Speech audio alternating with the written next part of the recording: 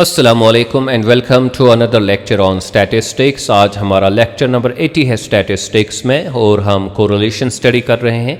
Correlation पे आज हमारा 9th लेक्चर है।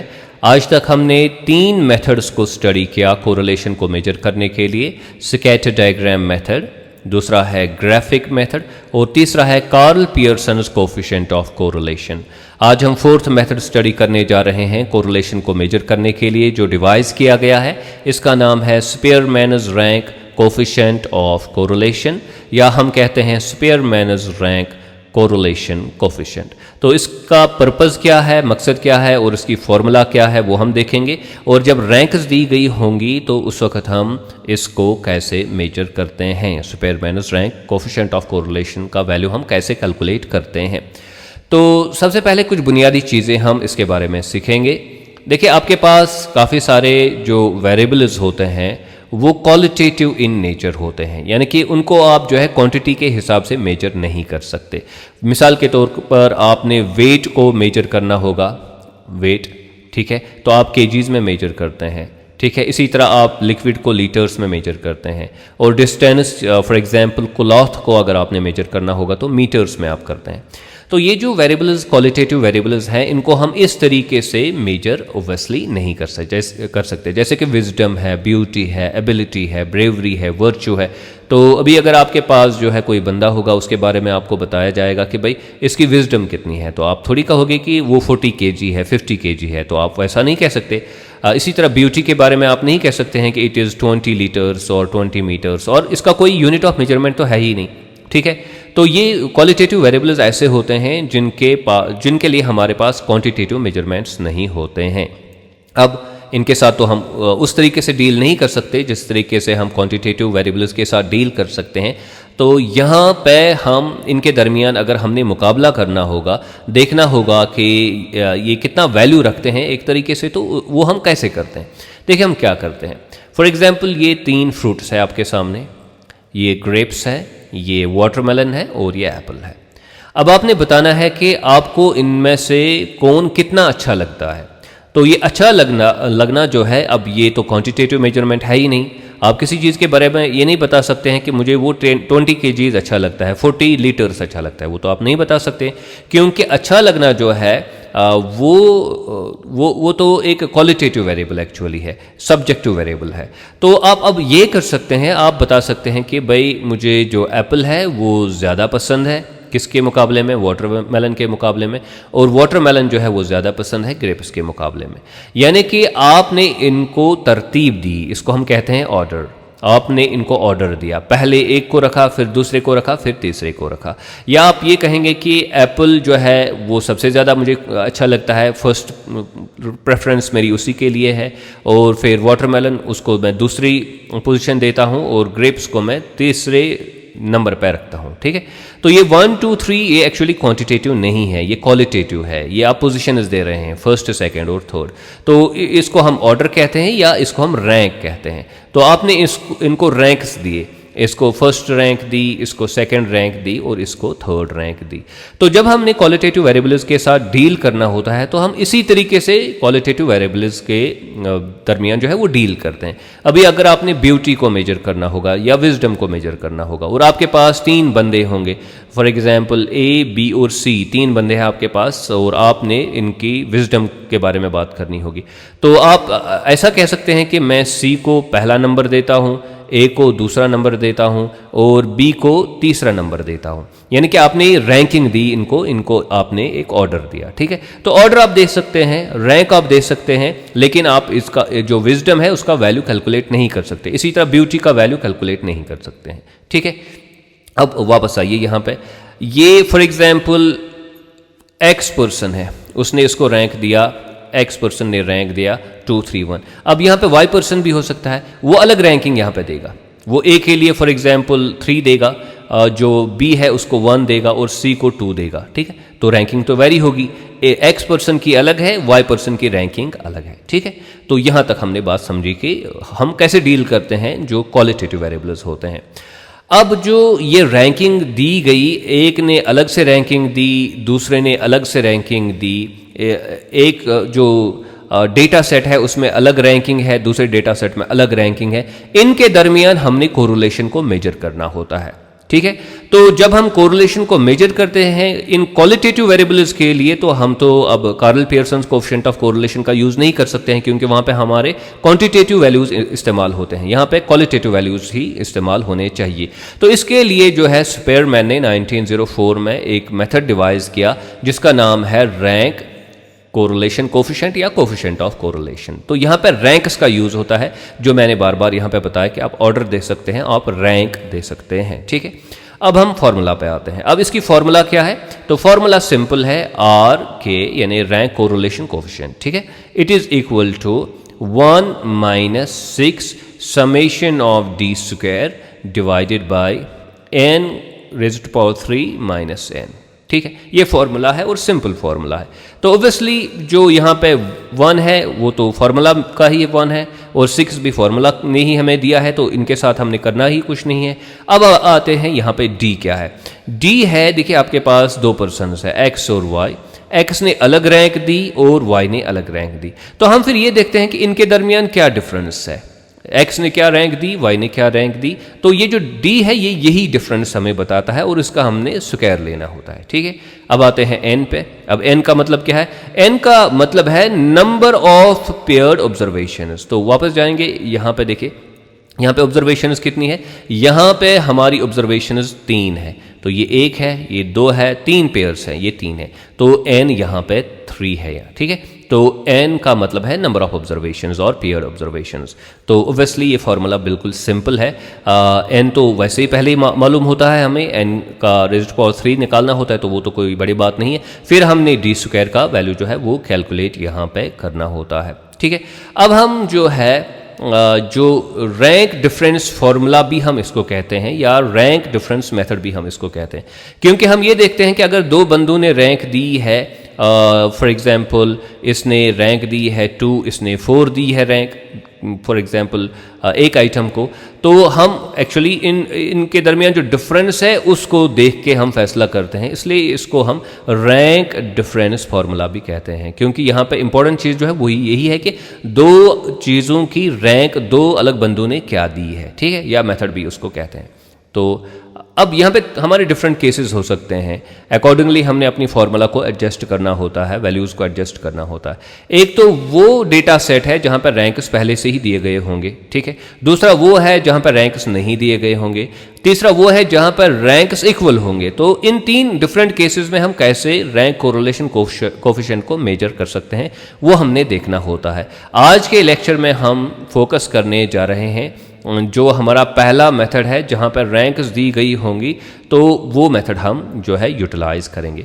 हम क्या करेंगे, हम जो है हम फॉर एग्जांपल 5 स्टूडेंट्स लेंगे, 5 स्टूडेंट्स, और उन स्टूडेंट्स ने क्या किया है, उन्होंने पेंटिंग की है और उनकी जो ड्राइंग्स है, ठीक है, उनकी जो ड्राइंग्स है उनको अब 2 जज जो है देखेंगे, 2 जज इनको देखेंगे, ठीक है, और वो रैंकिंग देंगे 2 जज। एक की रैंकिंग को हम R फॉर एग्जांपल 1 कहेंगे और दूसरी की रैंकिंग को हम R2 कहेंगे, ठीक है। तो 2 जज हमारे हैं, एक की रैंकिंग को R1 कहेंगे, जो 5 स्टूडेंट्स है A B C D और E है स्टूडेंट्स। अब इसने रैंकिंग दी होगी एक जज ने, ये दूसरे जज ने रैंकिंग दी होगी, तो फिर हम देखेंगे कि ये जो 2 डेटा सेट्स यहाँ पे है, ठीक है, तो इनके दरमियान कोरिलेशन का वैल्यू क्या है। तो आइए एक प्रैक्टिकल एग्जांपल लेते हैं, वहाँ से हमें ये बात पता चलेगी। देखिए ये स्टूडेंट्स कितने हैं हमारे, 5 स्टूडेंट्स हैं, 1 2 A B C D E, ठीक है। अब एक जज इनको रैंक देता है R1, उसको हम कहेंगे, दूसरा जज रैंक देता है तो R2 उसको हम कहेंगे।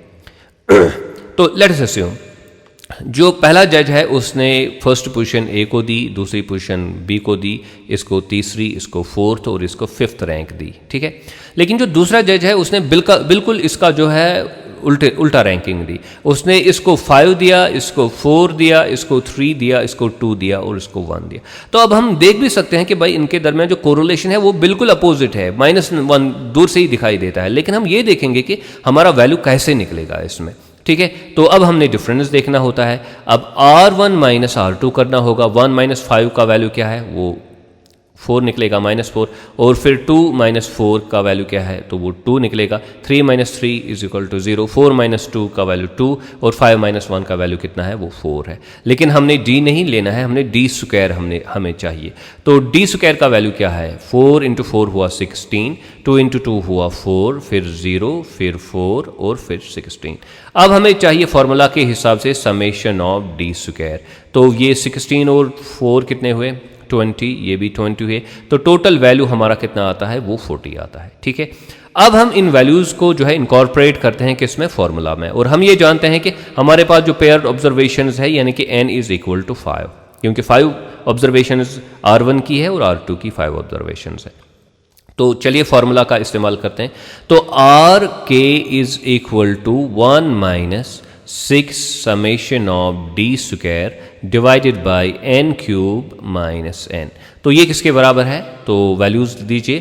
तो इट इज़ इक्वल टू 1 - 6, तो फार्मूला का ही है। समेशन ऑफ d स्क्वायर का वैल्यू अभी आपका कितना निकला, दैट वाज इक्वल टू 40। ठीक है, और n³ का वैल्यू क्या निकलेगा, 5⁻³ फिर -5 है। ठीक है, तो इसको अब सॉल्व करेंगे तो वो किसके बराबर आएगा, तो यहाँ पे हम लिखेंगे RK = 1 - 6 × 40 कितना हुआ, obviously it is equal to how much, 240। और फिर नीचे देखिए 5⁻³ कितना हुआ, 125, और माइनस कीजिए ये 5, तो 5 बन जाएगा। तो इसको फर्दर सॉल्व कीजिए, तो it is equal to 1 - 240 divided by 120 में से 25 में से 5 निकालिए, तो ये कितना बनेगा, ये बनेगा 120। तो 240 ऊपर है और 120 नीचे है, तो it will be equal to RK = 1 - 2। ठीक है, तो यहाँ पे 2 का वैल्यू आएगा, तो देन RK = -1। तो अब आप देख सकते हैं कि हमारा वैल्यू जो है रैंक कोरिलेशन कोएफिशिएंट के हिसाब से कितना निकला, 8 इज इक्वल टू -1। ठीक है, तो इस तरीके से हम रैंक कोरिलेशन कोएफिशिएंट का स्पेरमैन्स जो मेथड है उसका इस्तेमाल करते हैं और वैल्यूज़ अपने हासिल करते हैं। वैसे भी आपके एग्ज़ाम में जो लिखा जाएगा आपके लिए, जहाँ पे आपने इसका इस्तेमाल करना है, आपके पास दी गई होंगी रैंक्स यूजुअली, और उसके हिसाब से फिर आपने फार्मूला को एडजस्ट करना है। अब हम दूसरी एग्जांपल लेंगे यहाँ पे इन्हीं स्टूडेंट्स पे, R1 का डिसीजन, दूसरे जज का डिसीजन, फिर D और D स्क्वायर हमें चाहिए। तो सपोजिंग यहाँ है वैल्यू 1, 2, 3, 4 और 5, यानी कि रैंक्स दिए हैं जज 1 ने 1, 2, 3, 4, 5, और जज 2 ने भी यही रैंक्स दिए हैं। तो अब हम देख सकते हैं कि दोनों बिल्कुल एक ही सिमत में एक ही वैल्यू के साथ आगे जा रहे हैं। तो इनके दरमियान जो कोरिलेशन होना चाहिए वो पॉजिटिव होना चाहिए और एब्सोल्यूट होना चाहिए, परफेक्ट होना चाहिए। तो यहाँ पे अब इन दो के दरमियान डिफरेंस कितना है, 0। इन दो के दरमियान डिफरेंस 0, इन दो के दरमियान डिफरेंस कितना है, वो 0, इन दो के दरमियान 0, 0। ठीक है, तो ये सब 0 आएगा यहाँ पे, तो आप देख सकते हैं। और ऑब्वियसली यहाँ पे समेशन ऑफ D स्क्वायर भी कितना आएगा, 0 आएगा। अब आपने जो है इसको फॉर्मूला में इनकॉर्पोरेट करना है, तो RK = 1 - 6 summation of D square divided by n⁻³ - n। तो that is equal to how much, that is equal to 1 - 6 multiplied by 0 divided by n3 - n। तो यहाँ पे अगर आप फोकस करेंगे 0 से मल्टीप्लाई कीजिए 6 को, तो कितना निकलेगा, तो 0 ही निकलेगा। यानी कि आपका जो न्यूमरेटर है वो 0 निकलता है। फिर डिनोमिनेटर में क्या भी वैल्यू होना चाहिए, आपका फाइनल वैल्यू जो इस पोर्शन के लिए निकलेगा वो 0 ही निकलेगा, क्योंकि आपका न्यूमरेटर यहाँ पे 0 है। ठीक है, तो इसलिए आपका वैल्यू क्या है यहाँ पे, RK = 1 - 0, so that is equal to 1। तो यहाँ पे आप देख सकते हैं हमारा वैल्यू +1 निकला। इससे पहले वाले केस में हमारा वैल्यू क्या निकला, दैट वाज इक्वल टू -1। तो इस तरीके से हम इस फॉर्मूला को यूटिलाइज करते हैं, इस्तेमाल करते हैं। अब हम और एक एग्जाम्पल यहाँ पे लेते हैं। चलिए 1, 2, 3, 4 एंड 5, ये पहले जज का डिसीजन है। अब दूसरे जज का डिसीजन देखेंगे, वो किस चीज़ को कितना रैंक देता है। तो फॉर एग्जांपल उसने इसको 1 तो दिया, लेकिन इसको 5 दिया, इसको 4 दिया, फिर इसको 2 दिया और फिर इसको 3 दिया। अब यहाँ पे डिफरेंट है, तो वैल्यूज़ बड़े होंगे छोटे होंगे वो आपके लिए कोई मसला नहीं है। आपने बस इसी तरीके से जो है वैल्यूज़ को यहाँ पे इनकॉर्पोरेट करना है और उनको सॉल्व करना है। अब 1 - 1 जो है that is equal to 0, 2 minus 5 कितना है, वो -3, 3 माइनस 4 तो -1, 4 माइनस 2 कितना हुआ, that is equal to 2, 5 minus 3 that is equal to 2। अब स्क्वायर्स लीजिए इनके, तो 0 का स्क्वायर 0 ही है, 3 का स्क्वायर तो 9 बन जाएगा, 1 का स्क्वायर 1 ही बन जाएगा, 2 का स्क्वायर 4 है और 2 का स्क्वायर 4 है। तो समेशन ऑफ डी स्क्वायर का कितना वैल्यू है, देखिए ये 9 और 1 हुए 10, 10 और 8 हुए 18, यस यहाँ पे 18 है वैल्यू, ओके। तो 9 एंड 1 इज इक्वल टू 10 और 10 और 18 हुआ। अब हम इसको फॉर्मूला में इनकॉर्पोरेट करते हैं, तो R K is equal to 1 minus, okay, summation of D, sorry 6 summation of D square, फिर n क्यूब माइनस n। तो ये किसके बराबर अभी है, तो 1 माइनस 6 इंटू 18 डिवाइडेड बाय कितना है, डिवाइडेड बाय, इससे पहले भी हमने इसको देखा, इट इज़ इक्वल टू 120, ठीक है, तो वह पहले भी किया। तो therefore R K is equal to 1 minus 6 into 18 कितना हुआ, 6 8 जार 48 एंड 6 1 जार 6, 6 और 4 हुए 10 और डिवाइडेड बाय 120। तो R K is equal to 1 minus ये है 0.9, अगर आप इसको कैलकुलेट करेंगे, so that will be equal to 1 minus 0.9 का मतलब है 0.1। देखिए ये 1.00 फिर है 0.90, तो ये 0 हुआ, ये 1 हुआ और ये 0 हुआ, ठीक है। तो 0.1 है या 10 भी आप लिख सकते हैं। तो यहाँ पे जो कोरिलेशन का वैल्यू है, स्पेयरमैनर्स रैंक कोरिलेशन कोफिशिएंट का जो वैल्यू आपका यहाँ पे आ गया, that is equal two plus 0.1, यानी कि बिल्कुल कम कोरिलेशन है। ये जो दो डिसीजन आए हैं R1 और R2 के ज़रिए से, दो जजेस के ज़रिए से, इनके दरमियान बिल्कुल कम कोरिलेशन यहाँ पे है, हम 0 के करीब यहाँ पे जा रहे हैं। सो ये जो हमने आज सीखा, it was about rank correlation coefficient, और जो स्पेयरमैन ने प्रेजेंट किया है, डिवाइस किया है, इसका मकसद क्या होता है, क्वालिटेटिव वेरिएबल्स के दरमियान कोरिलेशन को जो है मेजर करना होता है, और फार्मूला क्या है वो हमने देखी, और फिर रैंक्स अगर दिए गए होंगे तो हम किस तरह इसको कैलकुलेट कर सकते हैं। आई होप कि आपने इस क्वेश्चन को अच्छे से समझा होगा, इस इशू को अच्छे से समझा होगा। Do subscribe to my YouTube channel Earnest Economics. Thank you very much.